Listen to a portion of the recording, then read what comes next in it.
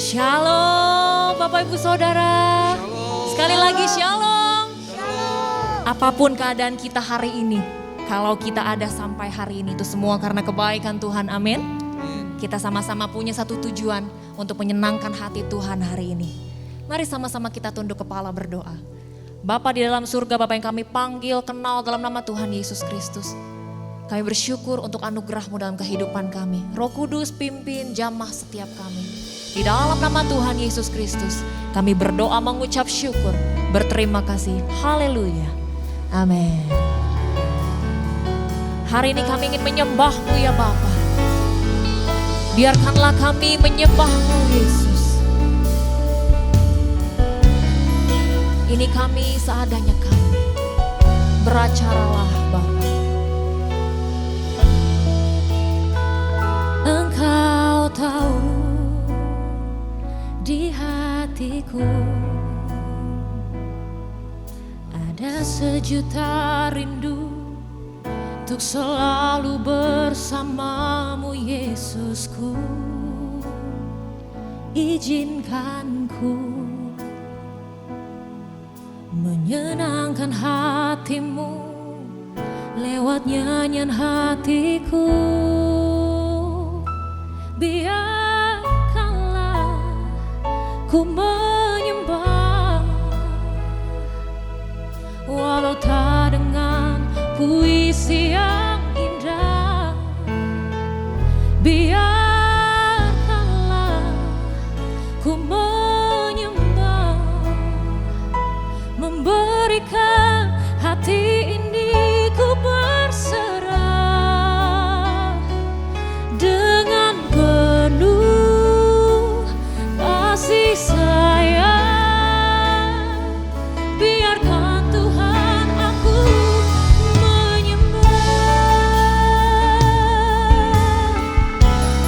That's why we worship you, Lord. Mari sama-sama kita angkat pujian ini. Engkau tahu di hatiku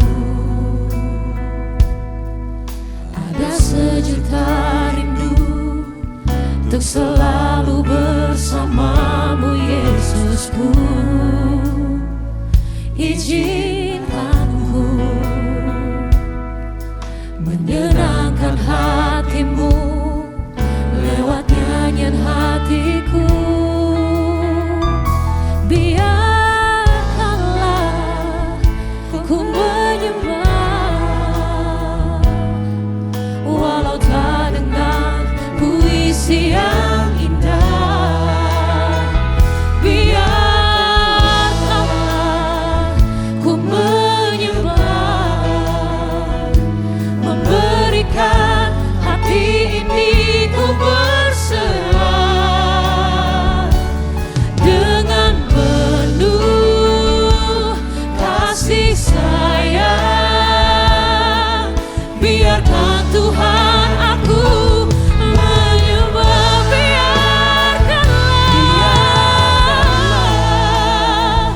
ku menyembah, walau tak dengan puisi yang indah. Biarkanlah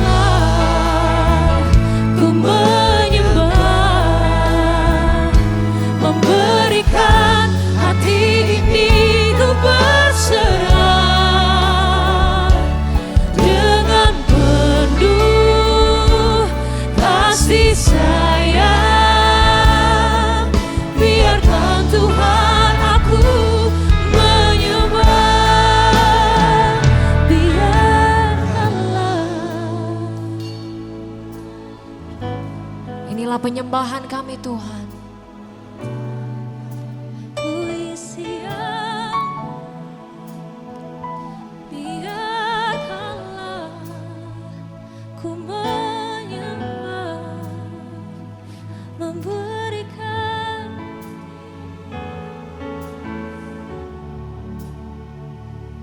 dengan penuh kasih sayang. Biarkan lagi nyatakan, biarkanlah ku menyembah, walau tak dengan puisi yang indah. Biarkanlah ku menyembah, memberikan hati ini untuk berserah dengan penuh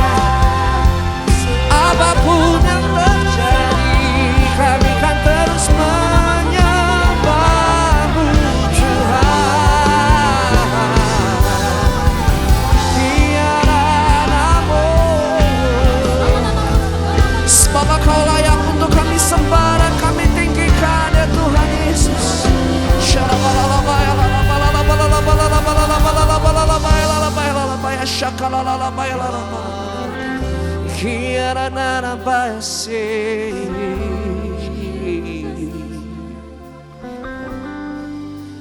Kau ku sembah,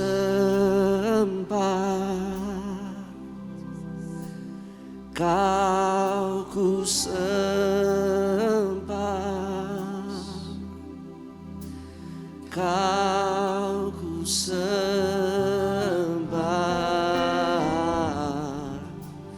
oh Tuhan. Engkau kami sembah ya Tuhan. Ku sembah, Kau ku sembah, ku sembah. Yes Lord Jesus. Kau ku sembah,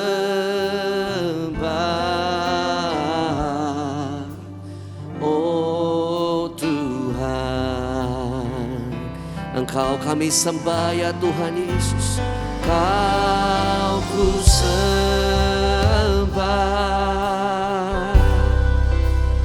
Kau ku sembah, Kau ku sembah, oh Tuhan. Sungguh hanya Kau yang disembah.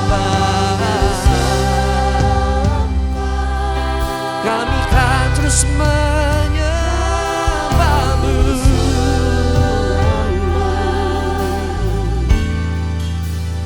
Kau ku sembah,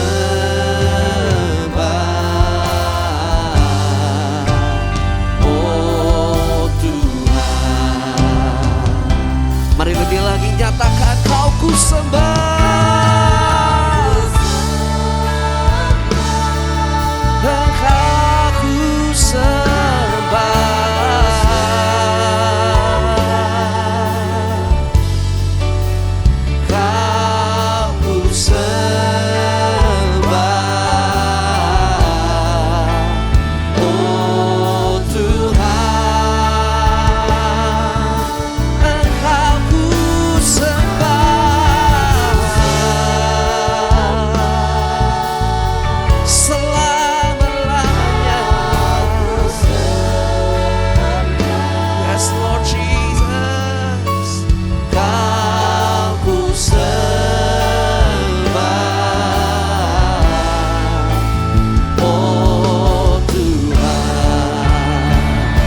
Jemaat sendiri nyatakan Kau ku sembah.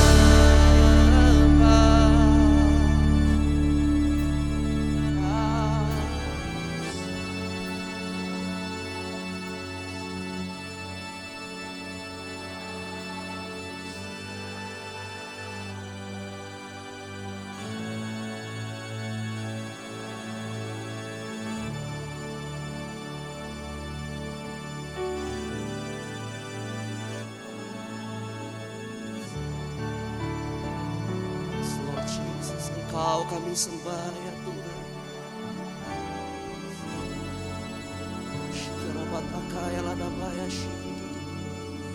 Kau ku sembah,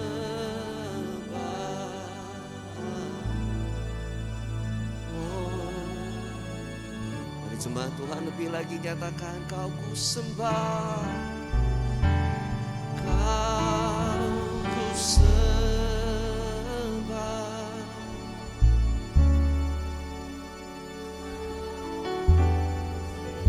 Engkau melihat setiap tangan yang terangkat hari ini Tuhan. Kami menyembah-Mu sebab Engkau layak terima setiap pujian penyembahan kami.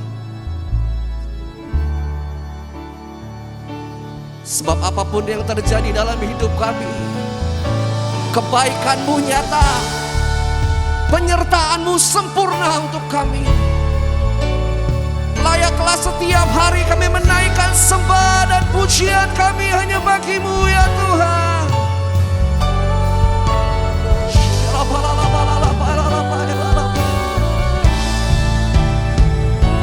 Boleh sekali lagi tepuk tangan yang terbaik buat Allah kita. Engkau kami sembah. Sungguh kau ku sembah selama-lamanya. Yes Lord. Oh Tuhan, kau ku sembah.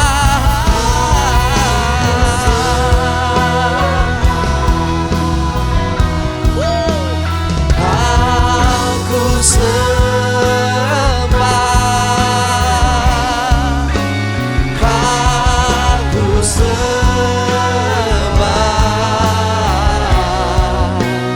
Oh Tuhan, sungguh kau ku sembah. Kau ku sembah.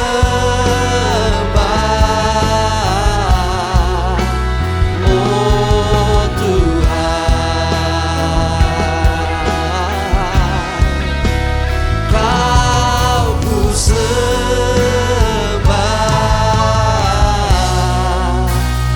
Oh Tuhan. Sorakan haleluya. Sebab Engkau layak disembah, diagungkan, dimuliakan, ditinggikan Tuhan.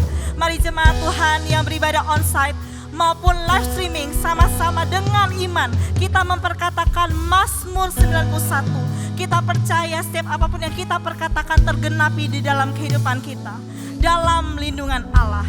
Orang yang duduk dalam lindungan yang maha tinggi dan bermalam dalam naungan yang maha kuasa akan berkata kepada Tuhan, tempat perlindunganku dan kubu pertahananku, Allahku yang kupercayai.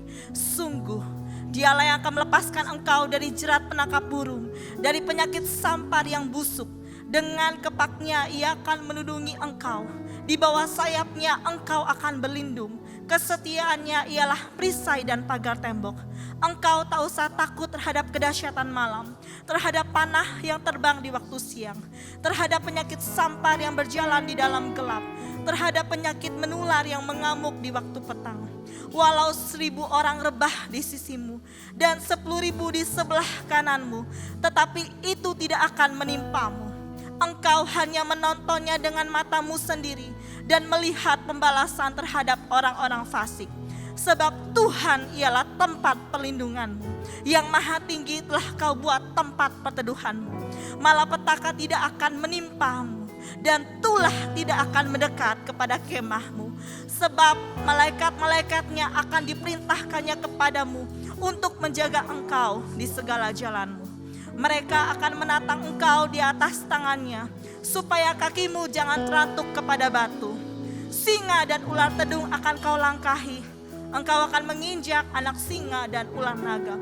Sungguh hatinya melekat kepadaku, maka aku akan meluputkannya. Aku akan membentenginya sebab ia mengenal namaku. Bila ia berseru kepadaku, aku akan menjawab. Aku akan menyertai dia dalam kesesakan. Aku akan meluputkannya dan memuliakannya. Dengan panjang umur akan kukenyangkan dia, dan akan kuperlihatkan kepadanya keselamatan daripadaku. Mari sama-sama sorakan haleluya yang terbaik buat Tuhan. Bapa, ibadah ini kami serahkan dari awal sampai ke akhir, di dalam nama Bapa, Anak, dan Roh Kudus, di dalam satu nama, Tuhan Yesus Kristus. Sorakan haleluya.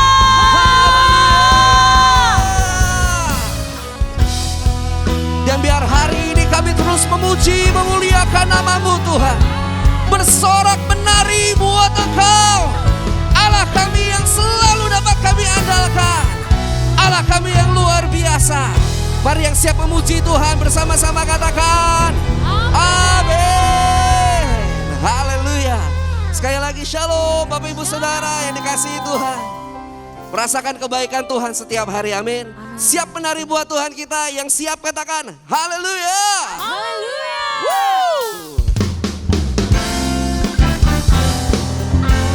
Sebab Dia Allah bagi setiap kita, amin. Yeay.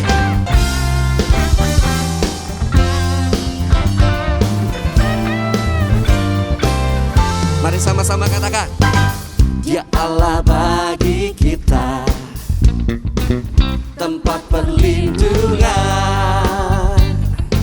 sebagai penolong yang terbukti dalam kesesakan. Dia Allah bagi kita, Dia benteng kehidupan,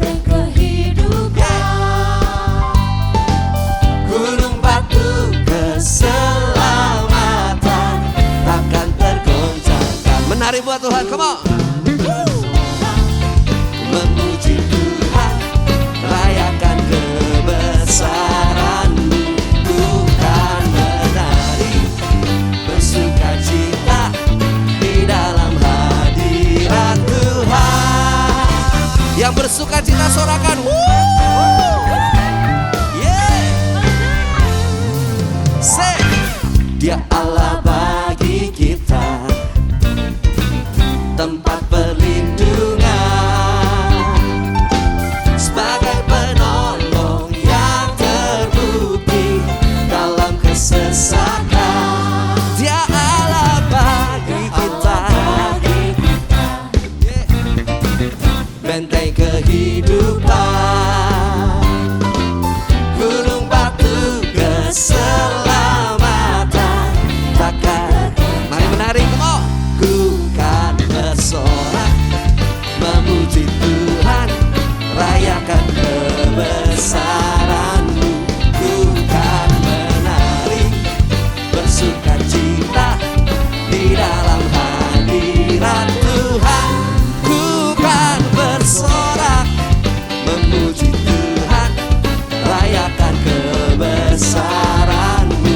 Ku kan menari, bersuka cita di dalam hadirat Tuhan.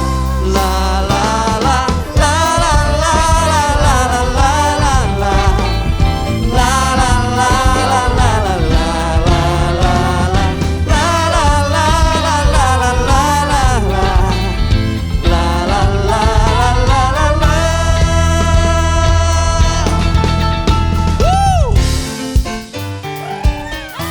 Mari tepuk tangan di atas kepala sama-sama, come on.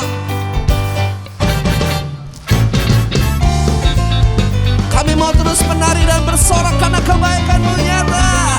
Haleluya. Mari yang wanita, come on.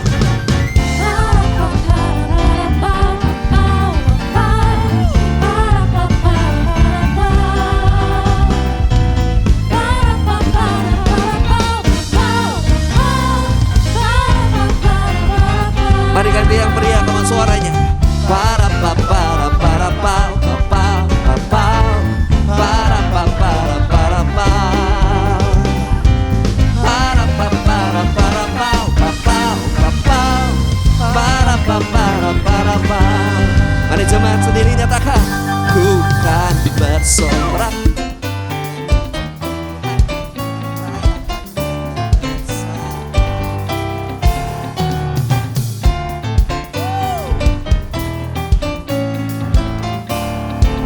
mari jemaat Tuhan bisa lebih kencang lagi. Kan bersorak, memuji Tuhan. Yeah. Mari sambil menari buat Tuhan.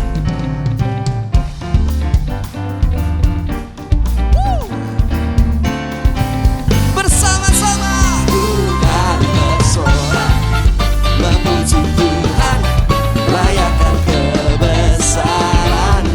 Tuhan menari, bersuka cita di dalam hadirat Tuhan, di dalam hadirat Tuhan, di dalam hadirat Tuhan.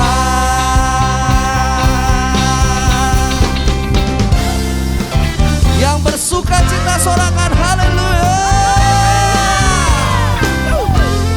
Tepuk tangan yang terbaik buat Allah kita.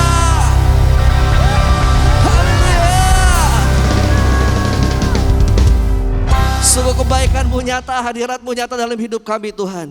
Dan kami tidak akan pernah berhenti untuk bersorak-sorai dan menyanyi menari buat Engkau. Di dalam nama Tuhan Yesus. Haleluya. Amin. Silakan duduk kembali Bapak Ibu Saudara yang dikasihi Tuhan. hadirat-Mu di tengah-tengah kami ya Bapa. Biar segala yang bernafas memuji Engkau. Biarlah segala kemuliaan hanya bagi nama-Mu Yesus.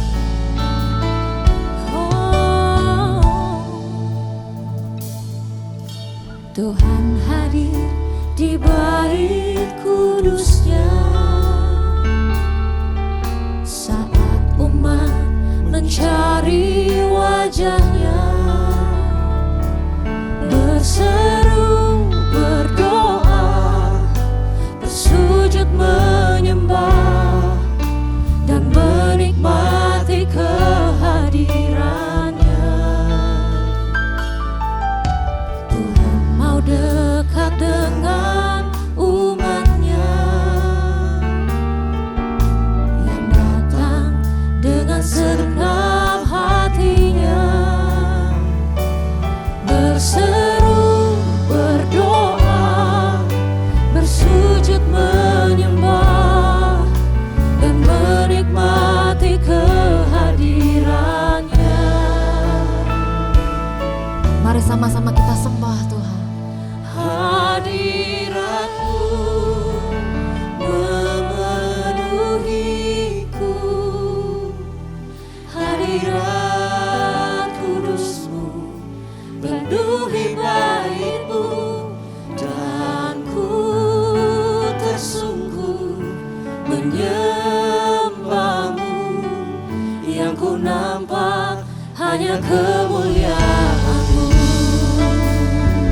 Berikan sorak-sorai kemuliaan untuk Tuhan kita, sebab hanya Engkau-Lah yang baik ya Bapa. Mari sama-sama kita nyatakan pujian ini.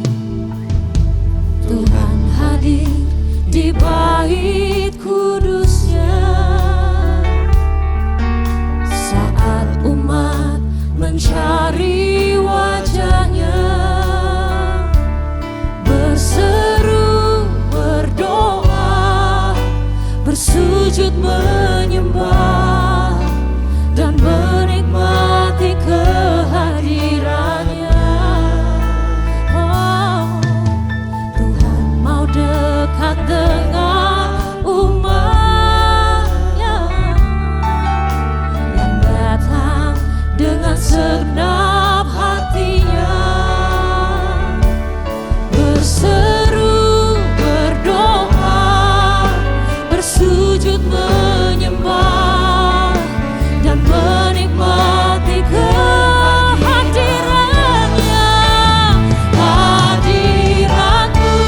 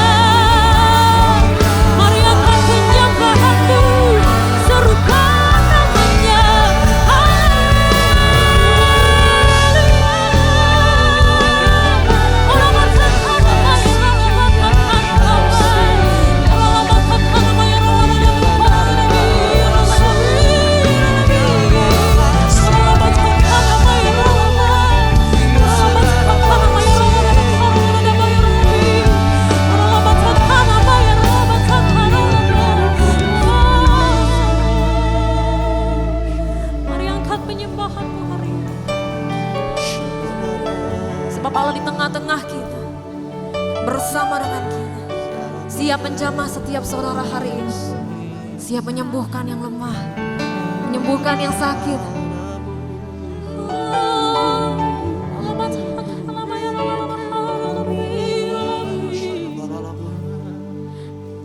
Mari angkat penyembahanmu. Hadiratmu,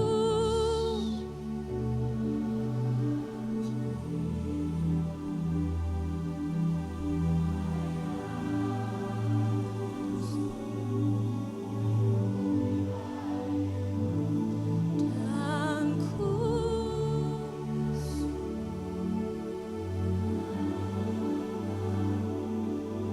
yang ku nampak. Katakan hadiratnya. Hadiratmu penuhi setiap kami, penuhi bait-Mu, dan ku tersungkur menyembah-Mu. Yang ku nampak hanya kemuliaan-Mu. Oh, hadirat-Mu memenuhiku, hadirat kudus-Mu penuhi bait-Mu, dan ku tersungkur menyembah-Mu. Yang ku nampak hanya kemuliaan. Hadirat-Mu, hadirat-Mu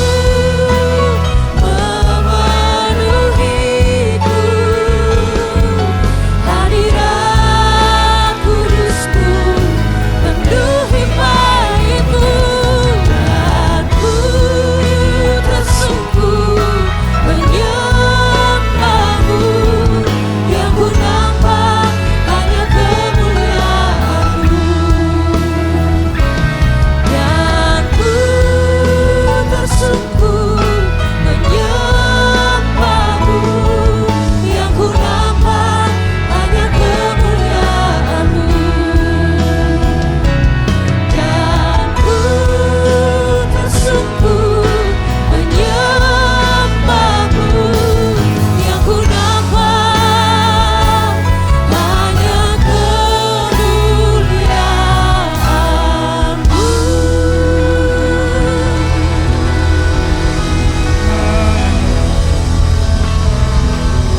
Engkau yang baik untuk selama-lamanya.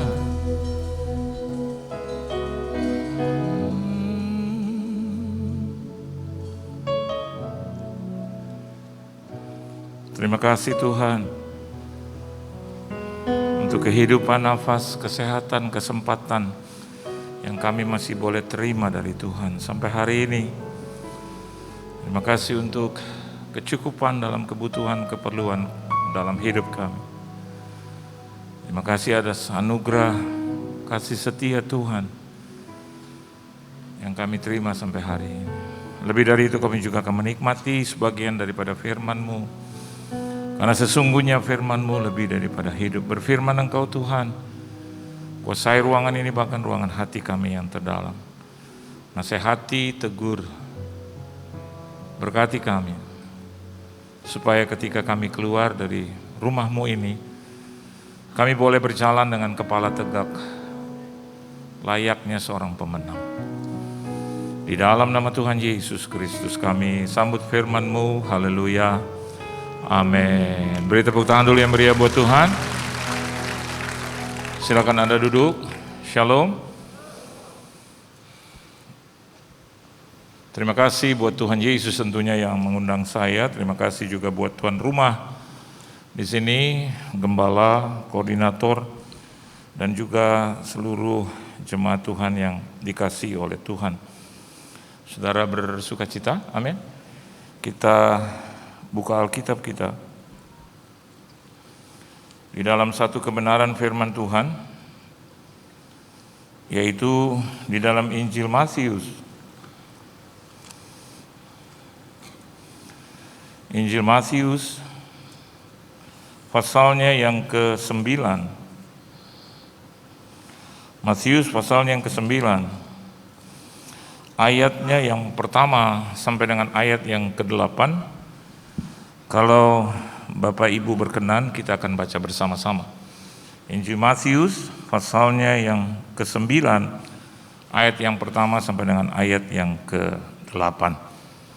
Mari saudara, 1, 2, dan 3. Sesudah itu naiklah Yesus ke dalam perahu, lalu menyeberang. Kemudian sampailah ia ke kotanya sendiri. Maka dibawa oranglah kepadanya seorang lumpuh yang terbaring di tempat tidurnya.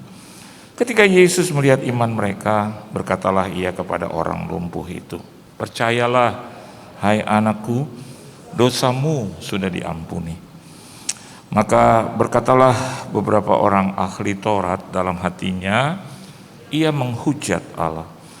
Tetapi Yesus mengetahui pikiran mereka lalu berkata, "Mengapa kamu memikirkan hal-hal yang jahat di dalam hatimu? Manakah lebih mudah mengatakan, dosamu sudah diampuni, atau mengatakan, bangunlah dan berjalanlah? Tetapi supaya kamu tahu bahwa di dunia ini anak manusia berkuasa mengampuni dosa."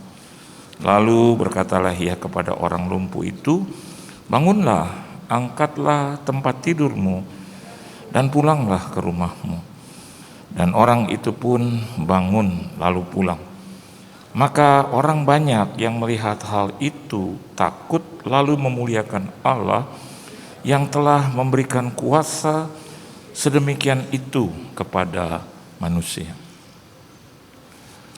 As a believer, sebagai orang yang percaya, hati-hati dengan pemahaman, hati-hati dengan apa yang kita terima dari Tuhan dan mencernanya. Ada banyak orang Kristen dapat anugerah itu, dapat kasih karunia Tuhan, dapat pengampunan, dapat kesempatan kembali, a second chance. Tapi dengar baik, Alkitab juga katakan bukan kita dengan sengaja lalu berbuat dosa. Ada banyak orang Kristen atau katakanlah orang percaya gitu, yang sesungguhnya they should live, dia harus hidup gitu sesuai dengan apa yang dia terima. Kita melihat ada pelajaran penting di sini, ya. Di bagian akhir, di situ dikatakan, maka orang banyak yang melihat hal itu takut. Takut itu satu kata, ya. Tetapi kalau kita melihat juga, oleh sebab itu tadi saya katakan, pemahaman kita dangkal. Maka itu sangat berbahaya di dalam menapaki kehidupan kita ke depan. Takut dalam bahasa Indonesia, tetapi marveled in English. Saya tidak mengatakan bahwa bahasa Indonesia itu salah, but between takut and marveled itu ada perbedaan yang mendasar.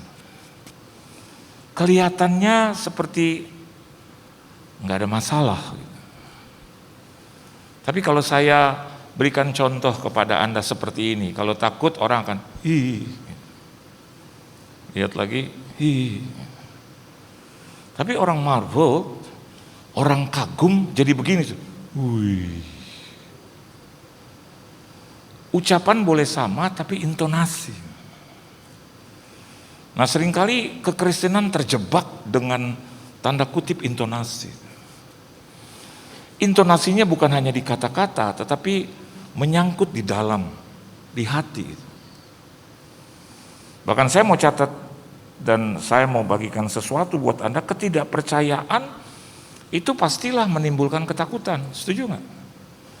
When you don't believe, ketika Anda tidak percaya, occurs, muncul itu, ya, satu kata sifat Takut.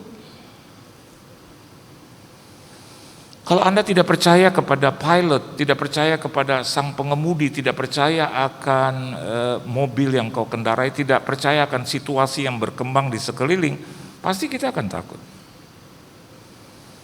Ada rasa itu yang muncul, takut. Oleh sebab itu Tuhan katakan Alkitab katakan hanya dekat Allah saja aku tenang. Jadi manusia sesungguhnya sedang mencari satu ketenangan. Dan ketenangan itu hanya kita bisa dapatkan di dalam Tuhan. Tetapi kepercayaan ya, itu akan menimbulkan kemuliaan dan kuasa. Ya. Alkitab bilang begini di bagian akhir, lalu memuliakan Allah yang telah memberikan kuasa sedemikian itu kepada manusia.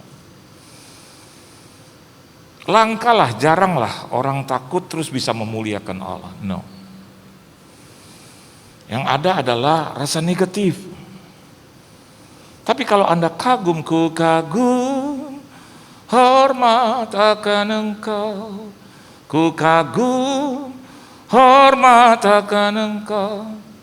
Kalau kita kagum akan Allah, yang keluar adalah kuasa dan kemuliaan. Not me who say that, but the Bible told you so. Alkitab bilang itu. Di situ dikatakan memuliakan Allah yang telah memberikan kuasa sedemikian itu kepada manusia. Kenapa Yesus disebut manusia? Jangan tersinggung, saudara. Yesus pada saat itu ya berwujud manusia gitu loh. Kita akan percaya bahwa Tuhan kita atau Yesus itu pada saat di muka bumi 100% human being but 100% God. Tadi saya khotbah di kebaktian yang kedua atau yang pertama, jangan terpancing dengan media sosial yang berkata, coba give me reason, give me one verse, berikan saya satu ayat saja yang menyatakan Yesus bilang bahwa dia adalah Tuhan. I am God.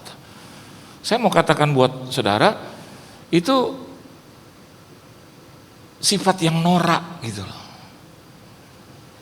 Dia Tuhan, dia nggak usah membuktikan yang lain, apalagi untuk menyatakan I am God, I am God, I am God. Justru kita bisa melihat, jangan-jangan dia bukan Tuhan kalau dia ngomong begitu terus.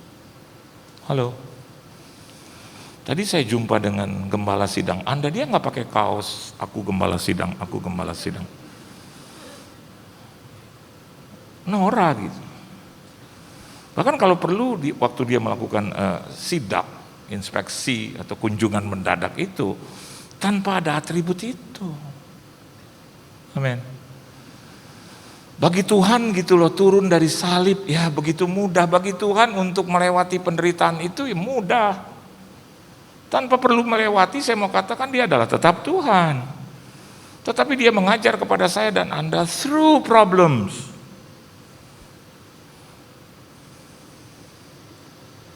Melewati persoalan, masalah, problema, di situ kita bisa lihat. Yang pertama kita lihat Tuhan kita yang agung, yang kedua kita lihat iman kita itu bertumbuh.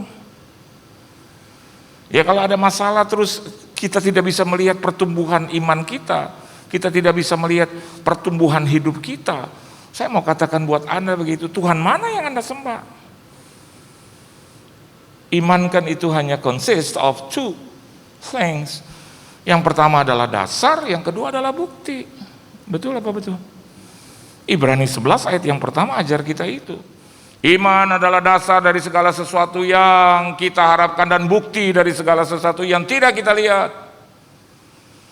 So, ketika Anda menjadi orang yang percaya, just give two reasons. Dasarnya dan juga buktinya. Dasarnya adalah Yesus, buktinya apa? Kristus. Selesai. Yesus adalah juru selamat, ya, meaning ya, Messiah, dan Christ itu the anointed Tuhan, yang diurapi. Jadi kalau iman saya berdasarkan Kristus dan buktinya adalah Kristus, Anda tidak perlu lagi menunjukkan bukti-bukti materi, menunjukkan bukti-bukti thanks how gitu. Cukup kasih lihat bukti Kristus, maka itu berlaku di sorga dan di bumi. Oleh sebab itu dia dianugerahkan nama di atas segala nama, supaya dalam nama Yesus bertekuk lutut dan semua mengaku lidah dan lutut mengaku bahwa dia adalah Tuhan. Dan tidak kurang dari seorang yang bernama Didimus atau Thomas bilang, ya Tuhanku, ya Allahku. Saya nggak perlu ngomong sama anak saya gitu, ini papa nih, papamu, ini papamu, kamu ngerti nggak papamu? Hah, papamu? Tahu nggak kamu diciptakan bagaimana? Tahu nggak? Tahu? No. Bahkan kalau saya melihat ada orang-orang yang memiliki perusahaan-perusahaan besar banyak, itu dia nggak perlu. Saya pernah jumpa dengan seorang istri konglomerat ternama sekarang, dia masuk 20 besar orang terkaya di Indonesia. Waktu pertama kali dia nggak harus bilang bahwa dia adalah istri bla bla bla bla bla bla. Nanti dengan seiringnya waktu akan terlihat. Nah, apa yang ingin ditawarkan oleh Tuhan, oleh Kristus by this, dengan kisah ini. Yang saya perhatikan, coba Anda lihat bahwa sesungguhnya saya dan Anda itu harus percaya. Dan kenapa kita harus percaya? Itu bagian penting. Bahkan saya mau katakan elemen yang paling penting di dalam kehidupan adalah percaya. Amin. Ada banyak orang hanya cuma bicara saja, ngomong saja, ya I believe, I am the son of God, I am the children of God, ya we are the children of God. Aku gereja di sini, aku pengurus di sini, aku jemaat di sini. Tapi dalam kehidupan sehari-hari, iman itu bicara tentang tadi, ya, two things, yaitu dasar dan bukti. Hukum pidana juga begitu, saudara. Mereka hanya ingin melihat dua tanda bukti saja, two things saja, maka akan jadi itu, akan bisa diputuskan. Nah, kenapa kita harus percaya? Coba Anda lihat di dalam Matius pasalnya yang ke-9 ini, ayatnya yang kedua. Yuk baca sama-sama, saudara. 1, 2, dan 3. Maka dibawa oranglah kepadanya seorang lumpuh yang terbaring di tempat tidurnya. Ketika Yesus melihat iman mereka, berkatalah ia kepada orang lumpuh itu, percayalah hai anakku, dosamu sudah diampuni. Rasa-rasanya salah alamat gitu loh. Orang minta disembuhkan physically, kok Yesus bicara tentang sesuatu yang bersifat godly. Iya dong, iya kan? Dosamu sudah diampuni itu kan bicara tentang rohani gitu. Orang dia datang minta kesembuhan jasmania, kenapa dijawab yang rohani ya? Ini yang saya bilang, seringkali kita tidak paham dengan ujian pencobaan yang Tuhan izinkan dalam hidup kita. Justru dengan kesembuhan rohani maka terjadilah kesembuhan jasmani. Halo. Ya buat apa juga kadang kesembuhan jasmani terjadi tetapi rohaninya sakit, rohaninya tertidur gitu loh. Iya kan? Iya dong. Justru dengan ujian seperti itu, dengan masalah, dengan persoalan yang Tuhan izinkan. Tidak kurang Ayub mengatakan, dulu aku hanya mengenal dan tahu dari kata orang, tapi sekarang aku menyaksikan dan mengalami sendiri. Jadi yang pertama, kenapa kita harus percaya bahwa sesungguhnya Tuhan memiliki rencana atau rancangan yang terbaik untuk kita. Halo. Dimulai dari pengampunan dosa. Bersyukur saya dan Anda di ruangan ini, Tuhan memulai dengan pengampunan dosa, karena itu adalah elemen yang sangat-sangat amat penting. Atau saya pakai kata-kata saya, buat apa kaya raya tapi nggak masuk surga? Betul nggak? Buat apa kita dapat seisi dunia tapi kita kehilangan Yesus, kan gitu? Atau dengan kata lain, buat apa saya dipanggil oleh papa-papa dengan anak-anak rohani saya tetapi saya kehilangan anak asli saya gitu? Rasanya nggak cukup terbayar. Tapi Yesus yang telah memberikan nyawanya buat kita, means dia punya rencana yang terbaik buat kita. Jadi dia mulai dengan kata, dosamu sudah diampuni, even walaupun bukan dia yang berbuat, tetapi orang-orang yang mengusungnya yang berbuat. It's more than enough. Mungkin keluarga Anda yang belum dalam Tuhan hari ini ada di mana-mana, saya nggak tahu, atau keluarga saya. Tetapi Anda di sini mewakili, represented them. Saya mau katakan it's more than enough. Karena Alkitab mendukung itu. Satu orang bertobat, seluruh malaikat bertempik sorak, saudara. Dan satu orang benar, maka Tuhan akan menyelamatkan keluarga itu. Amin, saudara. Iya. Coba lihat kasus air bah. Berapa yang ditolong Tuhan? Ditawarkan kok oleh semuanya. Ditawarkan, gak ada satupun yang mau masuk di situ. Tapi janji Tuhan ya dan amin. Nuh benar, seluruh keluarganya diselamatkan. Jadi rancangan Tuhan, even termasuk dengan pandemik, termasuk dengan krisis keuangan. Banyak orang berkata, saya nggak bisa terima ini. Terimalah itu. Dan dimulai dengan pengampunan dosa. Oleh sebab itu Alkitab bilang jangan sengaja untuk melakukan dosa. Karena Anda dan saya telah terima kemuliaan itu, kasih karunia itu. Dan jangan dibuang itu, saudara. Hak kesulunganmu, kesulungan saya. Karena kita telah didapati Tuhan dalam hidup saya dan Anda, yaitu rancangan-rancangan Dia yang terbaik. Saya dulu mungkin tidak bisa terima kenapa saya harus ada di dalam satu tempat yang sangat-sangat bahaya gitu. Tapi kalau tidak dibegitukan, hari ini tidak ada yang namanya saya pribadi untuk melayani Tuhan, enggak ada. Tuhan lakukan itu karena Dia punya rancangan yang terbaik. Saya tolak itu. I refuse. I deny itu. Saya bilang no, Mam. Melalui mama saya bilang no. Mama saya bilang kau akan jadi hamba Tuhan. No. Enggak, saya mau jadi pengusaha. Dan berapa banyak saya dan Anda di sini seringkali membuang peluang itu ketika Tuhan menawarkan sesuatu buat kita. Sehingga akhirnya perkataan itu berubah menjadi peristiwa. Itu yang bahaya, saudara. Maafkan saya kalau kita bicara juga tentang bangsa. Atau kita bicara tentang negeri. Ada berapa banyak kesempatan untuk menerima itu. Tadinya saya berpikir ada seseorang yang datang ke sini. Yang menjadi sahabat dari dua putri saya. Dia boleh diselamatkan, dia terima Yesus sebagai juru selamat. Dari satu keluarga yang sangat terkenal. Tapi ada risikonya. Satu Indonesia ngomongin dia. Satu Indonesia mulai cerca dia.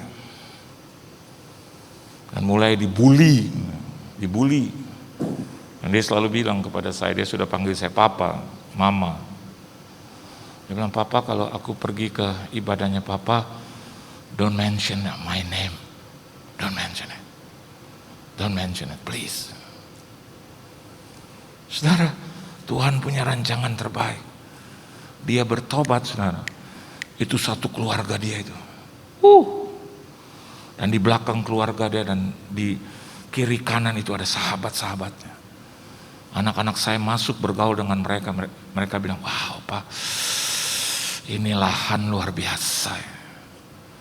Ini lahan luar biasa. Dan Tuhan seperti berkata kepada dua anak saya, come on, do something. Jadilah teladan, jadilah berkat. Untuk apa?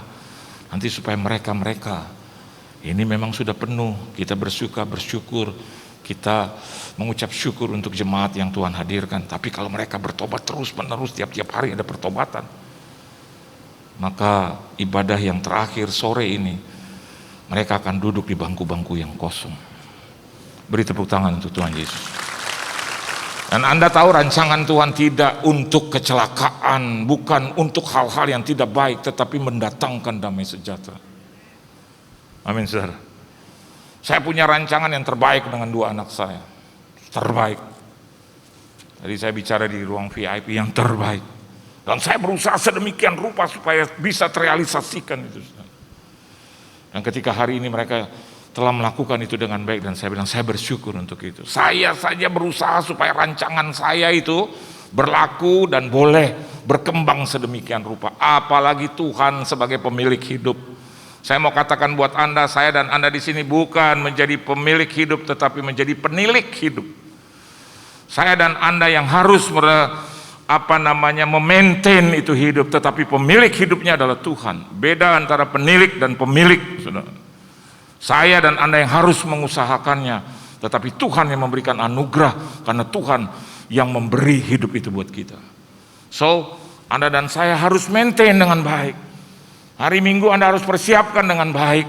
Kalau Anda punya tengah minggu ada ibadah kebaktian, it's okay. Ada doa malam, puji Tuhan. Tetapi hari Minggu khususnya gitu, nggak ada lagi saya dan Anda bilang, saya nggak bisa beribadah. Apalagi sekarang Tuhan sudah memperkenalkan online service. Tidak ada alasan lagi buat orang percaya itu untuk tidak beribadah. Karena tiap-tiap hari adalah peribadatan untuk Tuhan. Beri tepuk tangan yang meriah buat Tuhan. Yang kedua, apa yang ingin disampaikan oleh kebenaran firman Tuhan ini, Anda lihat di dalam Matius pasalnya yang ke-8 ayatnya yang ke-5. Mari baca sama-sama saudara. Matius pasalnya yang ke-9 maksud saya, ayat yang ke-5 ya. Tadi kita sudah baca ayatnya yang kedua, sekarang yang ke-5. Mari baca bersama-sama. 1, 2, dan 3. Manakah lebih mudah, mengatakan dosamu sudah diampuni, atau mengatakan bangunlah dan berjalanlah? Jadi hal yang kedua, memang tujuan Tuhan adalah menyehatkan dia. Amin.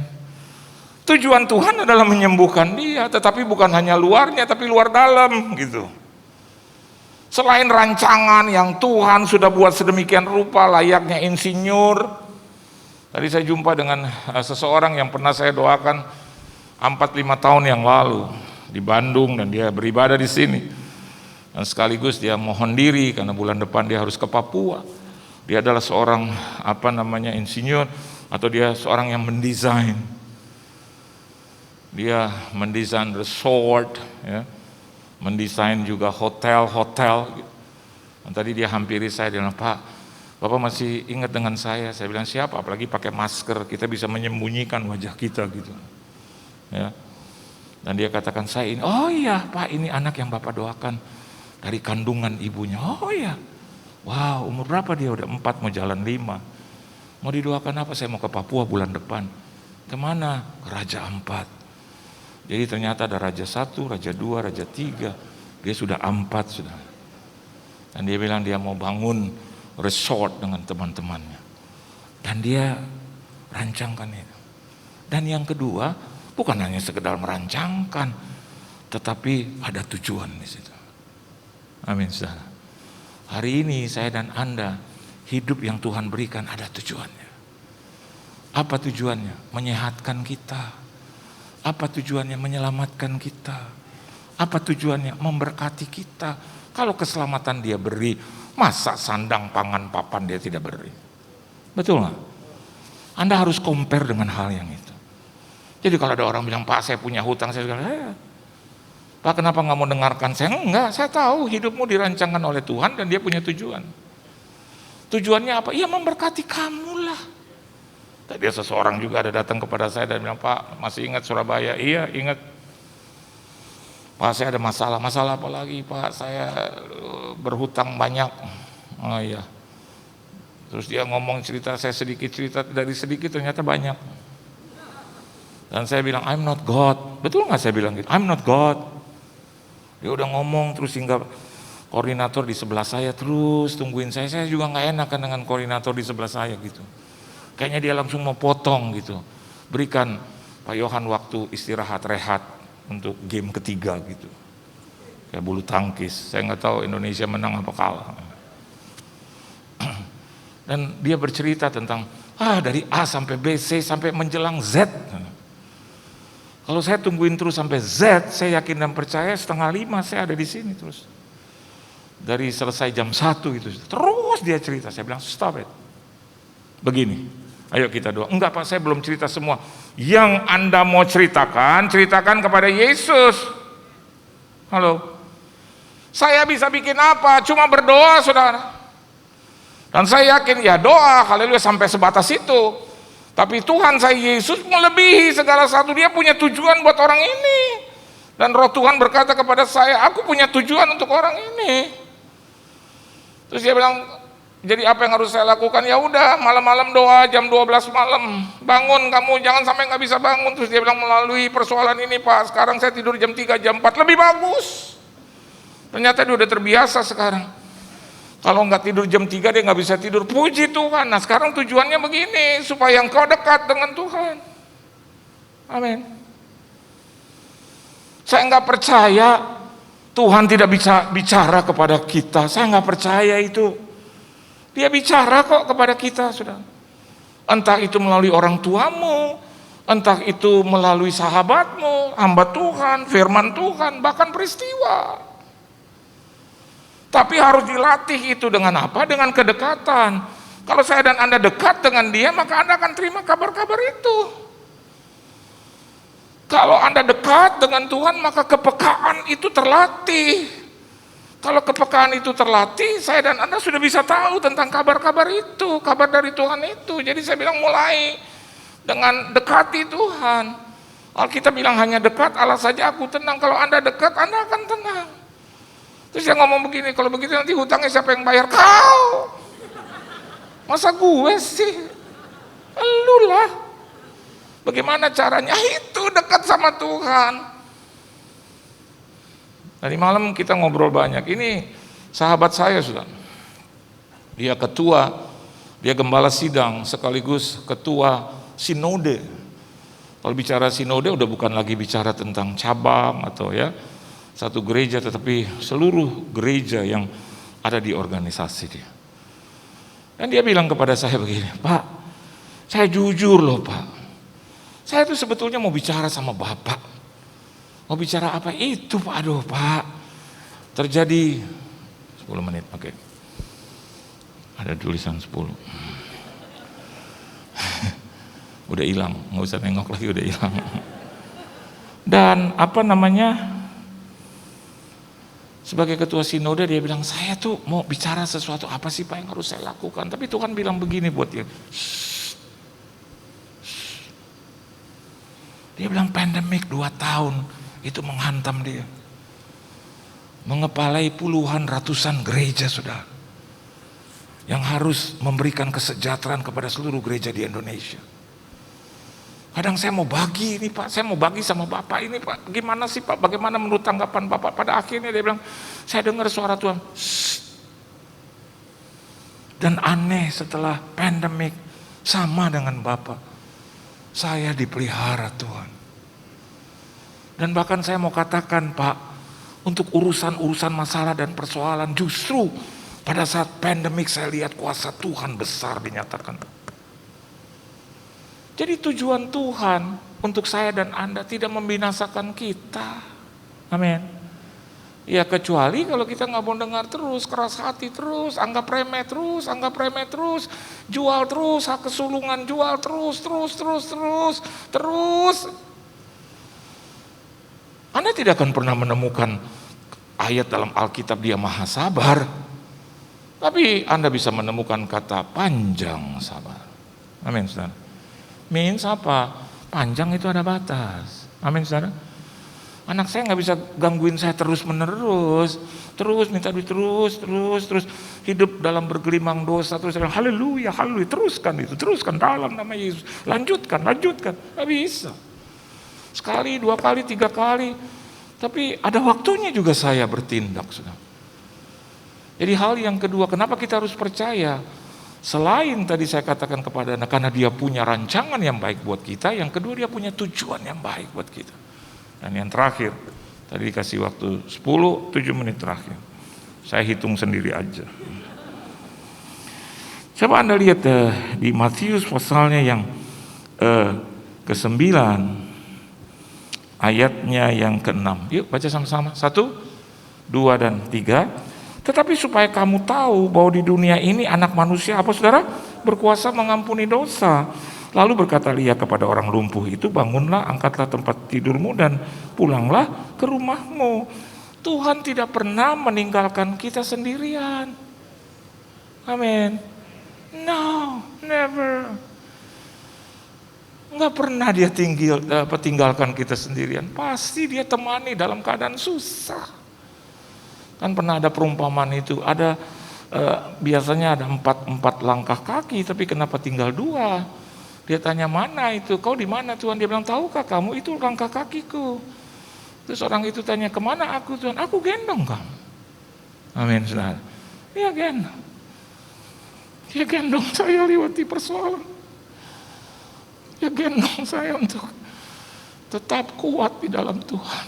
Saya tidak akan pernah, saya janji gitu, saya bilang sampai mati pun saya akan tetap melayani Tuhan. Karena dia bukan baik dalam hidup saya, tapi dia begitu baik dalam hidup saya. Sangat baik. Saya bilang sama istri saya, kebaikanmu tidak akan pernah bisa mengalahkan kebaikan Tuhan. Kalau saya sendirian ada banyak hal saya tidak bisa ceritakan kepada istri, saya ceritakan kepada Tuhan. Akhirnya bisa 2 jam, 3 jam, dan saya rasa tenang.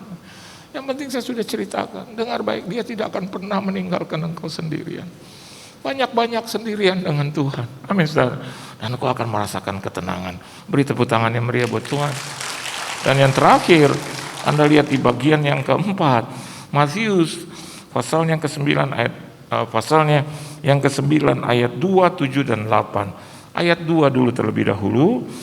Alkitab katakan apa di situ? Baca sama-sama. Maka dibawa oranglah kepadanya seorang lumpuh yang terbaring di tempat tidurnya. Terus ayat yang ke-7 kita baca sama-sama. Dan orang itu pun bangun lalu pulang. Ayat 8. Maka orang banyak yang melihat hal itu takut lalu memuliakan Allah yang telah memberikan kuasa sedemikian itu kepada manusia. Saya catat di sini yang keempat. Kenapa kita harus percaya? Jawabannya adalah karena Dia menjawab doa kita. Amin. Tidak ada doa yang tidak terjawab.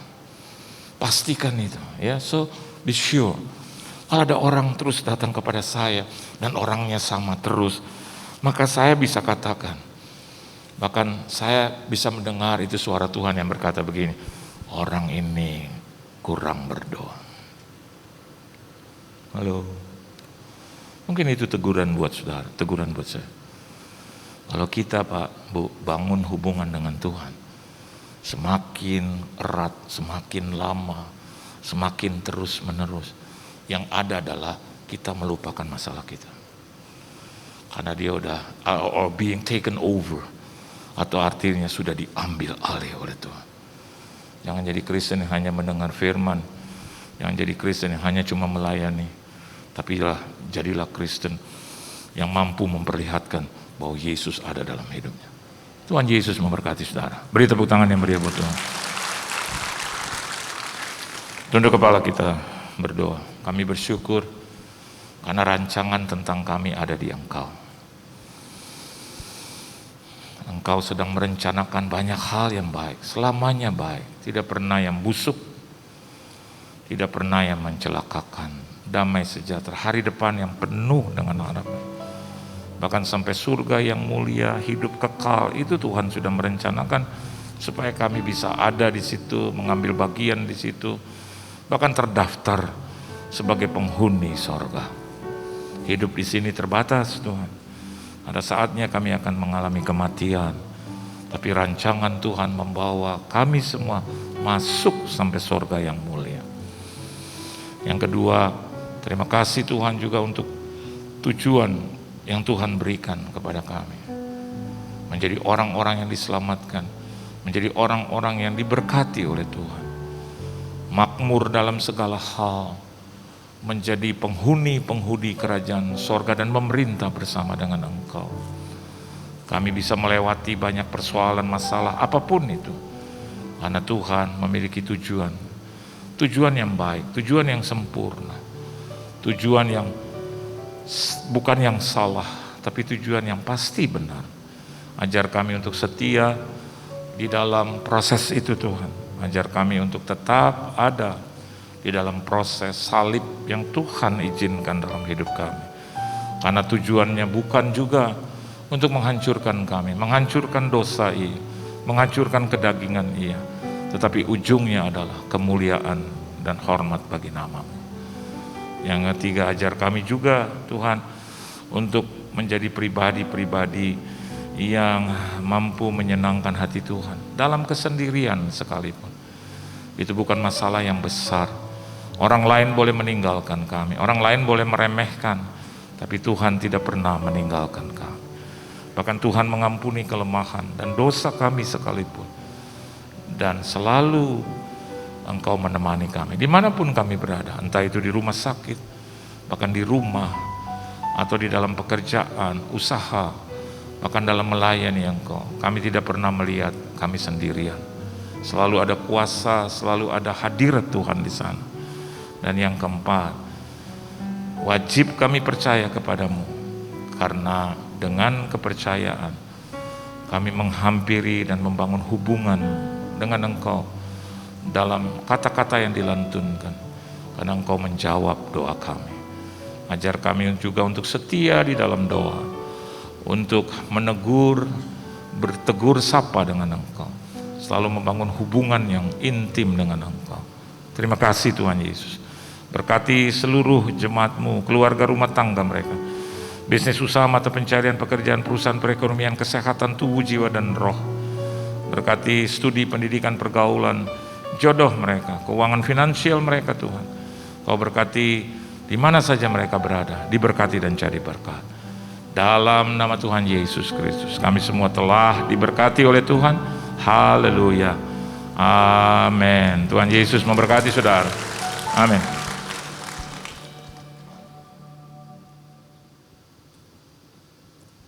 Puji nama Tuhan, diberkati oleh kebenaran firman Tuhan. Atas nama Gembala, pengerja dan jemaat seluruh GBI PRJ CK7 mengucapkan terima kasih atas pelayanannya Bapak Pendeta Johan Lumoindong beserta keluarga yang sudah melayani dari ibadah raya pertama sampai sore hari ini. Tuhan Yesus memberkati. Baik, kami mengundang apakah Bapak Ibu ada yang baru pertama kali hadir di ibadah raya 3,5 hari ini? Boleh angkat tangannya? Oh, 1, 2 ada banyak. Tuhan memberkati. Selamat datang. Jangan lupa datang lagi minggu depan. Dan bagi jemaat baru bisa di-scan, ada form biodata jiwa baru. Dan setelah ibadah dapat mengambil souvenir di sekretariat di depan. Dan di depan Bapak Ibu Saudara, di samping barcode persembahan, ada angket yang bisa di-scan untuk kami dapat mengevaluasi pelayanan kami. Baik, sama-sama kita mau persiapkan persembahan kita.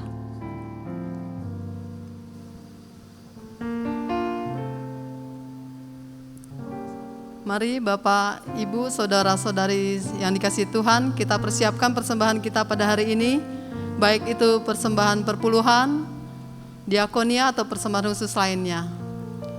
Persembahan dapat dilakukan dengan scan QR code yang tersedia di depan kursi atau di layar mimbar. Atau dapat juga dilakukan secara transfer atau dimasukkan ke dalam amplop yang akan dibantu oleh usher kami. Yang membutuhkan amplop boleh silakan.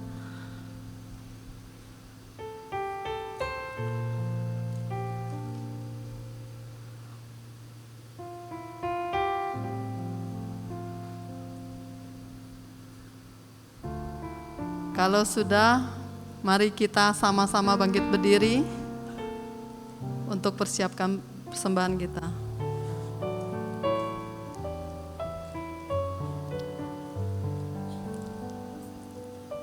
Bapa, kami bersyukur buat semua berkat-Mu. Kami membawa persembahan sebagai wujud syukur. Kami percaya, kami menerima kesehatan, keluarga, bisnis, pekerjaan, dan kuliah yang terbaik. Ini adalah waktu memberi persembahan. Dalam nama Tuhan Yesus Kristus, amin.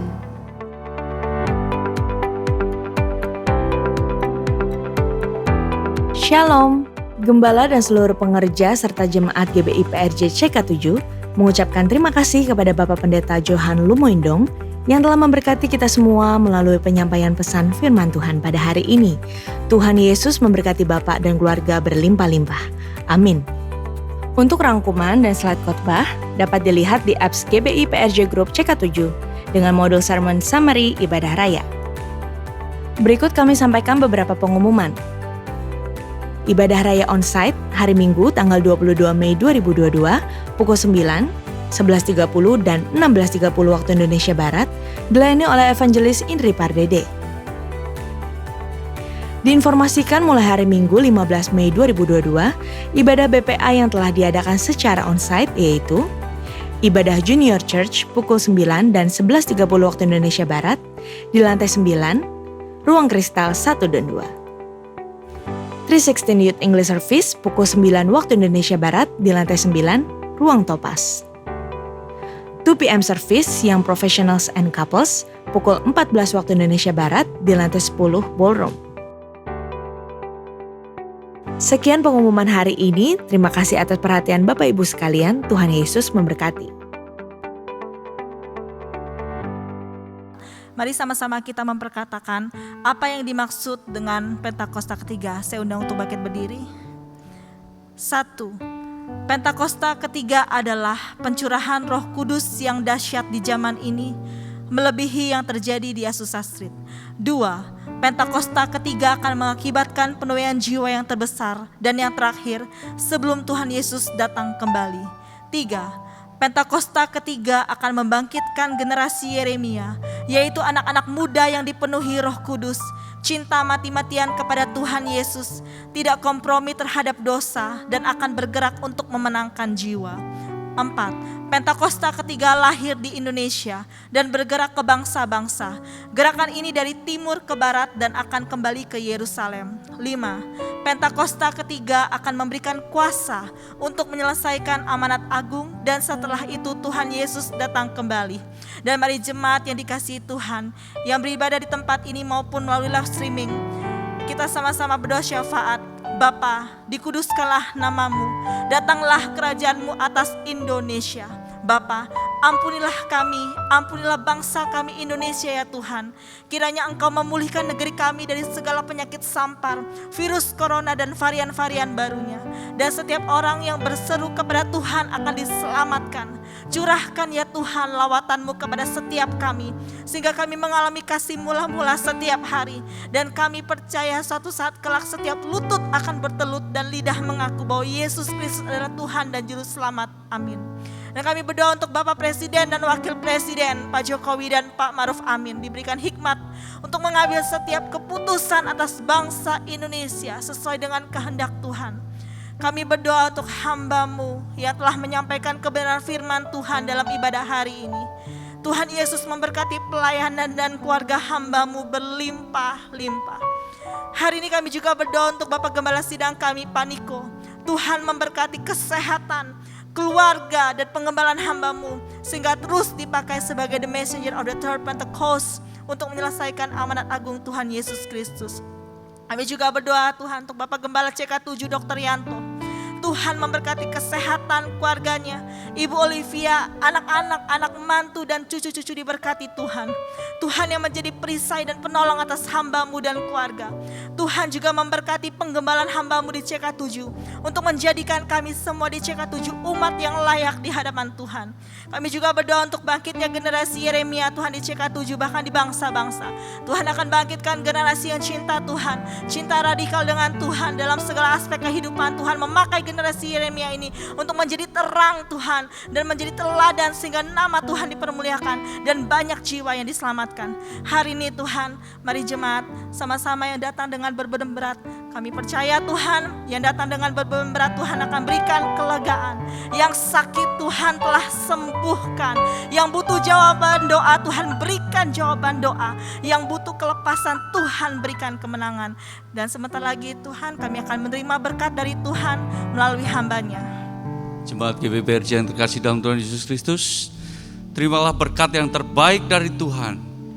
Kasih Allah Bapa dan anaknya tunggal Tuhan kita memberkati engkau, melindungi engkau, mencurahkan kasih karunia yang berlimpah-limpah, serta persekutuan yang manis dari Roh Kudus menyertai kita mulai saat ini sampai Maranatha, bahkan selama-lamanya. Mari kita yang percaya dan sudah diberkati sama-sama katakan amin. Shalom semua, ada pertanyaan, apakah kita menyembah satu Allah atau tiga Allah? Berapa banyak kita di sini yang masih bingung bahkan mempertanyakan doktrin Allah Tritunggal? Apakah kita setuju atau tidak setuju? Saudara, ajaran Tritunggal adalah ajaran yang alkitabiah.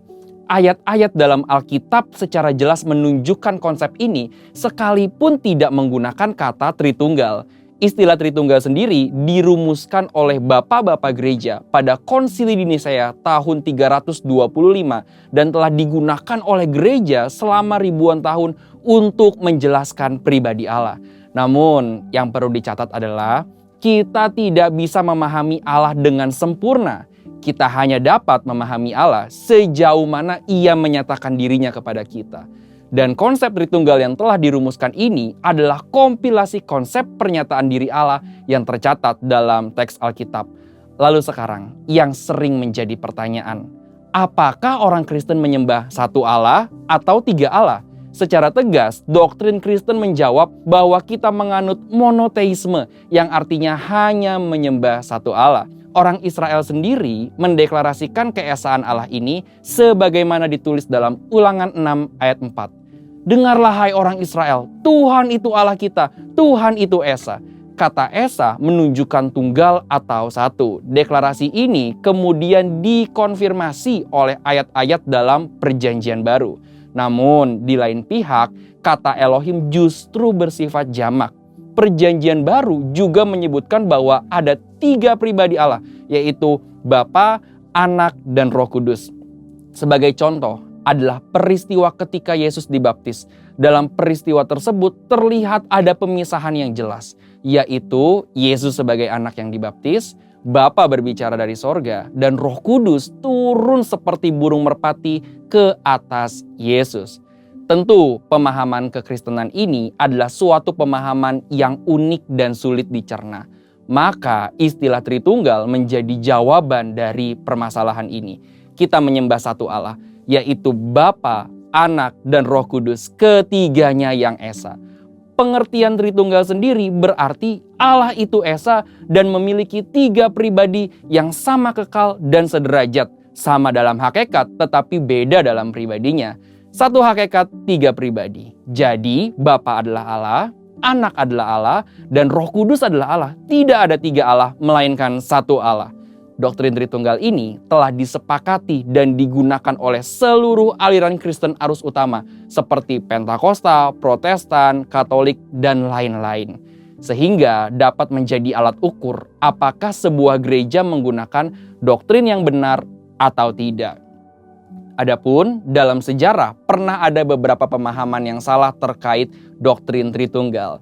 GBI sendiri lewat pengakuan iman, pengajaran dasar, dan tata gereja GBI secara jelas menganut pemahaman Tritunggal, yaitu satu hakikat, 3 pribadi.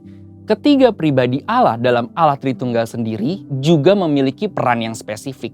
Misalnya, Bapa sebagai pencipta dan pemelihara, Anak sebagai pendamai dan penyelamat, Roh Kudus tinggal di dalam hati kita dan bekerja di hati kita.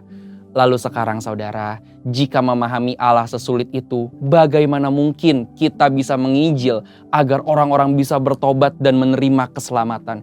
Bicara mengenai keselamatan adalah hanya dalam percaya kepada Yesus Kristus.